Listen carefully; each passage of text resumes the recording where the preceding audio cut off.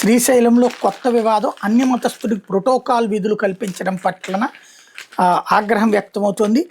మహాశివరాత్రి బ్రహ్మోత్సవాలు శ్రీశైలం దేవస్థానం అధికారుల నిర్లక్ష్యం వెలుగులోకి వచ్చింది. అన్య మతస్థుడు ప్రోటోకాల్ విధులు అప్పగిస్తూ డిజిటల్ గుర్తింపు కార్డు కూడా మంజూరు చేయడం, సదరు వ్యక్తి ఆ గుర్తింపు కార్డుతో భక్తులను దర్శనానికి తీసుకెళ్లిన ఘటన సంచలనంగా మారింది. మరోవైపు సదరు గుర్తింపు కార్డు సోషల్ మీడియాలో వైరల్ అవుతోంది.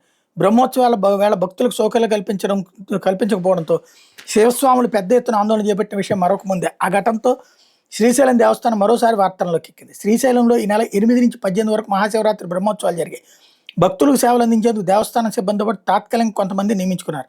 తాత్కాలిక సిబ్బందిగా దేవస్థాన నిబంధనలకు లోబడి ఆ విభాగాల సహాయ కార్యనిర్వహణాధికారి పర్యవేక్షణలో హిందువులు మాత్రమే తీసుకోవాలి. ఈ క్రమంలో శ్రీశైలానికి చెందిన అన్యమత వ్యక్తికి department endowment designation protocol shift overall duty point inside temple పేరుతో డిజిటల్ గుర్తింపు కార్డు మంజూరు చేశారు. బ్రహ్మోత్సవాల వేళ సదరు వ్యక్తి భక్తులను దర్శనానికి తీసుకెళ్లేటప్పుడు పర్యవేక్షణలు అడ్డుకోగా తాను రిపోర్టర్ అని చెప్పి ఆలయంలోకి వెళ్ళేట్టు తెలుస్తోంది.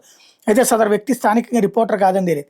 ప్రోటోకాల్ కోసం కూడా తాత్కాలిక సిబ్బందిని తీసుకోలేదని సమాచారం. అయితే అన్యమత వ్యక్తికి అది కూడా ప్రోటోకాల్ పేరుతో దేవస్థానం గుర్తింపు కార్డు ఎలా మంజూరు చేశారని ప్రశ్నార్థకంగా మారింది అన్నటువంటి వార్తని హైలైట్ చేశారు.